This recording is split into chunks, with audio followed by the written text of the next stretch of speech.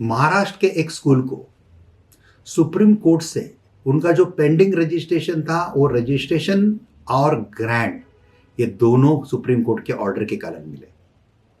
ये विषय पे हम बात करेंगे। Maharashtra school gets pending registration and grant by supreme court, और भाग्य मिला हमको ये केस में आर्ग्यू करने का। केस फाइल किसी और ने किया था, लेकिन वो केस आगे बढ़ नहीं रहा था फटाफट, इसलिए वो पेटिशनर मेरे पास आए कि सर आप हाथ में लेते हैं क्या केस। मैं बोला ठीक है, हम लेंगे केस। और हम भगवान श्री कृष्ण के दया से हमारे यहाँ पे जो मेरे 12 जूनियर हैं उसमें के 1-2 जूनियर थे मेरे कंटिन्यू सुप्रीम कोर्ट में केस फटाफट फास्ट लगाने के लिए रहते हैं, क्योंकि I believe on speedy justice. Speedy and timely justice बहुत इंपॉर्टेंट है, इसलिए पेंडिंग रखना हमारे फितरत में नहीं। हम बॉम्बे हाईकोर्ट में काम करते तब भी कोई पेंडिंग नहीं रखते थे, अब सुप्रीम कोर्ट में भी कोई पेंडिंग मैटर, हाँ, लेकिन प्रोसीजर के अनुसार सामने वाले का जवाब आना, ये आना, वो प्रोसीजर के अनुसार चलता है। लेकिन जब मेरे पास केस आया उसके बाद हमने उसको स्पीडअप कर लिया और फिर हियरिंग हुए, और कोरोना के पीरियड था बीच में ही है, और कोरोना के पीरियड में भी हियरिंग वगैरह ऑनलाइन करके हमने ये डिसीजन जो है ये डिसीजन ले लिया। और हमको खुशी है दोस्तों कि ये आया। ये देखिए, ये केस है, मैं पार्टी के नाम नहीं बताऊंगा आपको क्योंकि थोड़ा सा प्रोफेशनल सीक्रेट्स रहते हैं, लेकिन ये हमारे नाम है यहाँ पे, जयप्रकाश बी सोमानी, मैंने आर्गू किया हुआ केस है और नीचे ऑर्डर है।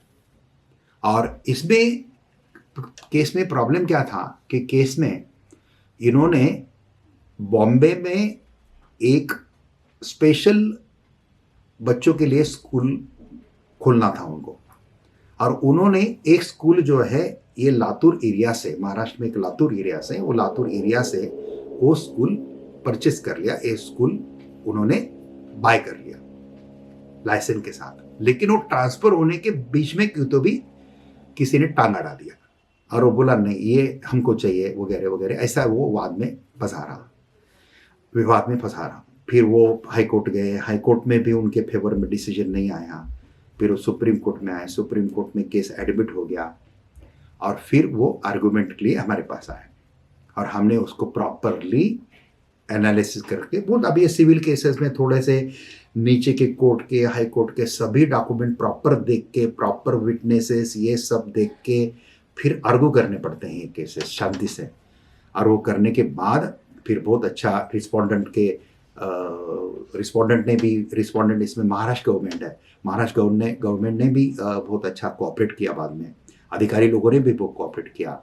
और मैं सही में मैं तो लास्ट आर्गूमेंट में मैंने कोर्ट के सामने बताया था भी कि I am very happy because respondent state of Maharashtra is helping in this particular matter in very well for the development and for the welfare of this special child school. तो special child school था दोस्तों। तो चलो हम order, छोटा सा order है, पढ़ लेते हैं। The learned council appearing for the state submits that the inspection of the school premises of the petitioner was conducted। ये बीच में मीनवाइल बहुत सारे ऑर्डर पास हुए हैं, ये अभी आखिरी ऑर्डर है। तो हमने उनको इंस्पेक्शन करने के लिए वगैरह वगैरह सब ऑर्डर निकाला था पिछला, और फिर अभी ये ऑर्डर में रिस्पोंडेंट बोल रहा कि हमने इंस्पेक्शन वगैरह करवा लिया सब चीज़ें। The learned council appearing for the state, any respondent, submits that the inspection of school premises of the petitioner was conducted and it was decided to grant registration subject to the outcome of the present special leave petition.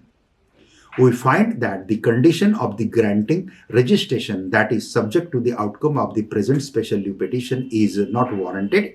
Consequently, the state is directed to delete the said condition. Very good.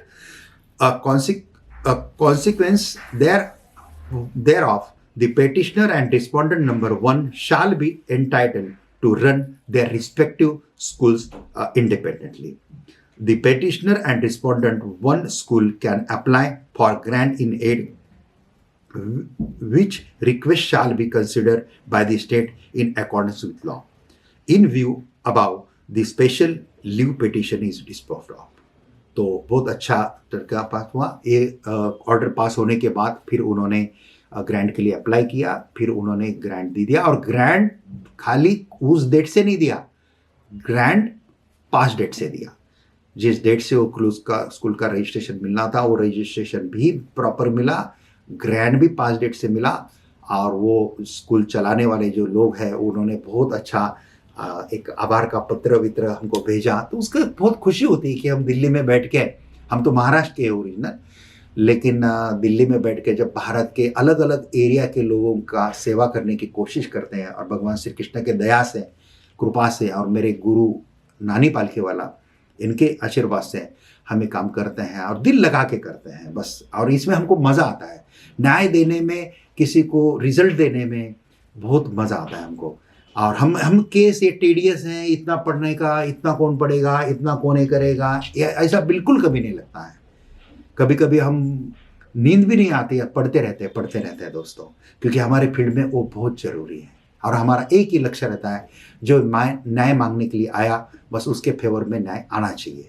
अगर वो सही है तो उसके favour में आएगा, अगर वो गलत है तो उसके फेवर में नहीं आएगा। जो भी है, न्याय देने का काम तो कोर्ट का है, हमारा तो है नहीं। हमारे हाथ में एक ही चीज़ है कि हमारे पास जो केस आया है वो केस के डॉक्यूमेंट कोर्ट के सामने प्रॉपर रखो और let the decision taken by the court. इसलिए कभी कभी अच्छे केसेस निकल के आते हैं, रिपोर्टेड जजमेंट में आते हैं। इसके लिए खाली प्रॉपर ड्राफ्टिंग हो, प्रॉपर आर्गूमेंट हो, स्पीडी जस्टिस करने वाले लॉयर हो। हमारे सुप्रीम कोर्ट में बहुत लॉयर, सभी लॉयर अच्छे हैं, कोई खराब नहीं है, आप किसी के पास भी केस दे सकते हैं।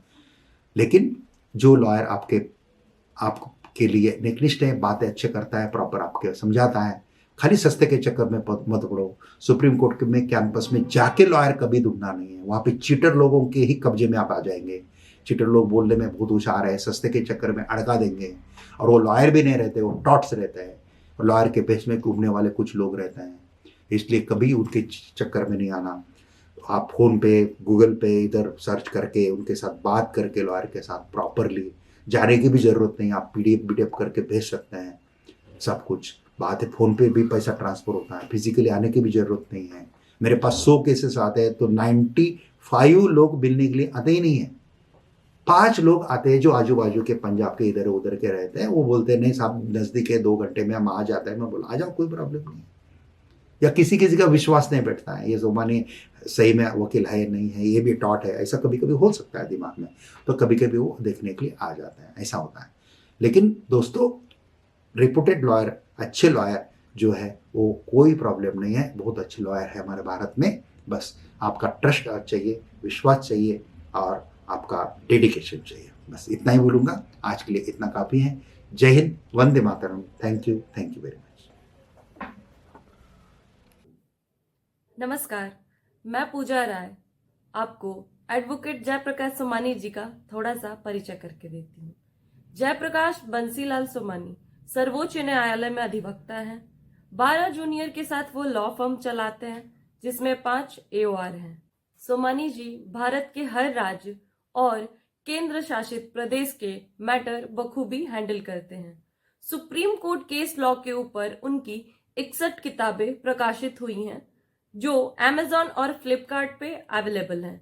लिंक आपको नीचे डिस्क्रिप्शन में मिल जाएगा।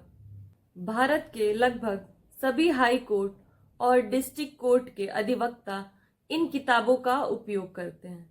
अगर आपको सोमानी जी की गाइडेंस अच्छी लगती है तो नीचे कमेंट बॉक्स में ज़रूर लिखें और अपने दोस्तों के साथ शेयर करना ना भूलें।